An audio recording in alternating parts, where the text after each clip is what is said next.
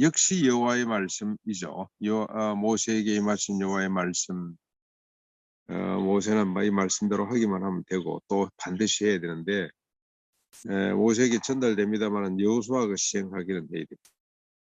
그리고 여호수아 옆에 있는 엘라살이 같이 시행해야 되는데 원주민을 어떻게 해라는 말씀이 되겠습니다. 원주민을 다 쫓아내거라. 그리고 기업의 수를 따라서 기업을 분배하거라. 다시 말씀하시는 거죠. 그리고 너희들이 원주민을 몰아내지 못하면 너희들에게 눈의 가시와 옆구리에 창이 될 것이다. 그러니 원주민을 다 몰아내거라 하는 말씀을 하십니다.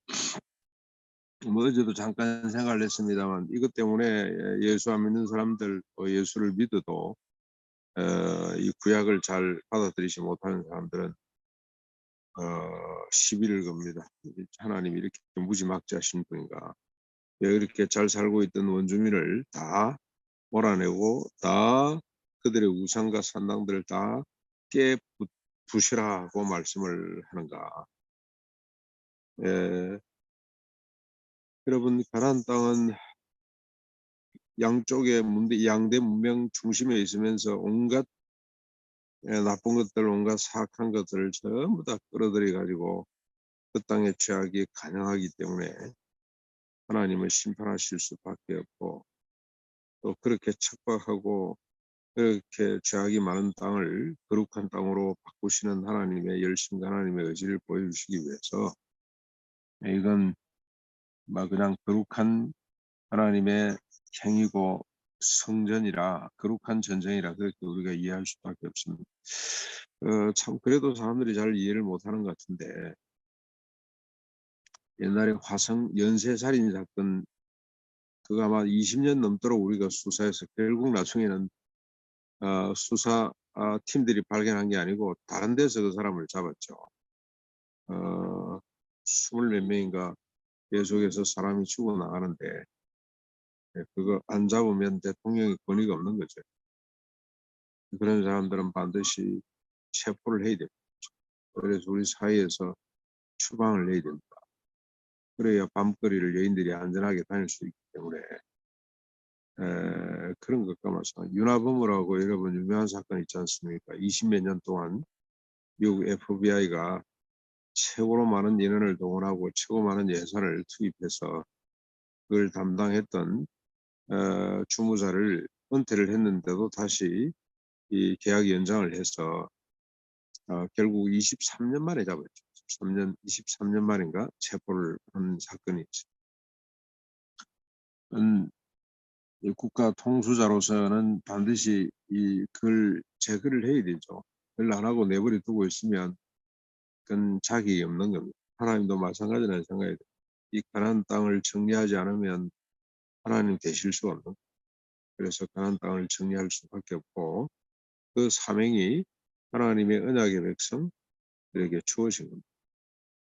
그래서 하나님께서 모세를 통해 그 땅 원주민을 다 몰아내고 그 땅의 새 주인인 하나님의 뜻을 펼칠 정의와 인애가 넘치는 땅으로 만들 이스라엘 백성들 각 지파에게 분배하도록 그렇게 명령을 하고 있습니다.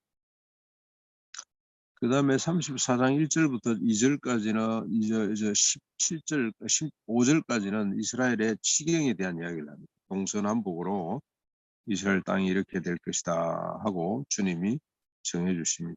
이것도 보면은 참 의미가 있다는 생각이 듭니다. 무한대로 큰 땅을 주시지 않거든요. 너희들이 마음대로 땅을 한번 확장해 보거라 이것도 아니고요. 하나님이 딱 동서남북을 정해서 그들에게 이 땅 가운데 머물러라. 그러니까 이스라엘 백성들은 땅을 정복하되 탐욕을 위한 정복이 아닙니다. 인간의 역사가 만들어냈던 정복이죠. 탐욕을 위한 정복, 확장을 위한 정복이 아니고 하나님이 정해준 그 땅에서 살아야 되는 한계를 정하는. 그래서 어떻게 보면 율법의 정신은 철저하게 한계를 정하는 것 같다는 한계. 물질의 재물의 한계, 또 권력의 한계, 모든 것 심지어는 지식의 한계까지도 정해놓는 것이 이게 왜 그렇습니까? 왜 한계를 정합니까? 이 땅의 모든 인간이 더불어 함께 존엄하고 안전하고 행복하게 살도록 하기 위해서 적지도 않게 많지도 않게 꼭 필요한 만큼 갖도록 하나님께서 법으로 규정하고 계십니다. 오늘 우리는 많이 갖는 걸 복으로 생각을 하는데 그게 아니죠. 적절하게 필요한 만큼 뭐 파머컬처라는 거야. 그것도 지금 뭐 자기 필요한 만큼은 거두겠다는 거. 그리고 앞으로 가나안 시장에 될 가치가 이런 거죠. 우리가 필요한 만큼 지금 우리가 필요만큼도 거두지를 못하고 있는 상황입니다. 앞으로 만약에 제대로 돌아가면 어느 정도를 우리가 가져야 될 것이냐를 고민하지 않을 수가 없죠. 마지막으로 16절부터 쭉 29절까지는 이제 각 기업의 각 지파에서 기업을 받을 대표 지휘관을 세우도록 하거라. 이렇게 기업을 관리할 사람들이죠. 12지파에서 지휘관을 새롭게 주님이 쭉 지적해 주시고 어느 지파에는 누구 하고 쭉 기업을 받게 하는 자들, 기업을 대표하는 자들을 쭉 주님이 지적을 해 주시고 참 하나님은 꼼꼼하시구나. 철저하신 분이구나. 다 이 말씀들을 통해서 우리에게 주시는 교훈들을 각자 우리가 다 묵상할 수가 있겠습니다만은 존재도 그렇고 소유도 그렇고 다 하나님의 뜻을 위해 있도록 다 하나님의 뜻을 위해 살도록 자신의 욕망대로 하는 것이 아니고 가나안 땅에 들어가서 하나님의 뜻대로 살도록 하나님께서 계속해서 요구하시는구나.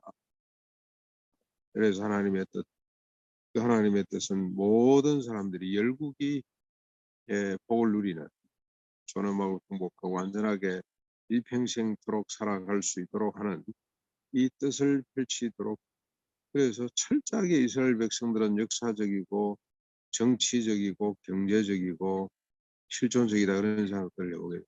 이게 영성이구나. 그게 경건이고 애들이 하나님의 뜻대로 잘 산다는 의미는 뭔가 옛날 앉아서 제사만 드리고 앉아있는 것이 아니고요. 세상 속에서 땅을 골고루 나누고 남의 땅을 차지하지 않도록 하고 한 사람도 기업에서 배제되는 사람이 없도록 하고 그래서 배불리 먹고 행복하게 살아가도록 하는 것이 그게 하나님의 뜻이었구나 하는 생각들. 지금 신약의 교회도 마찬가지라는 생각이 듭니다. 너희들이 먹을 것을 주거라.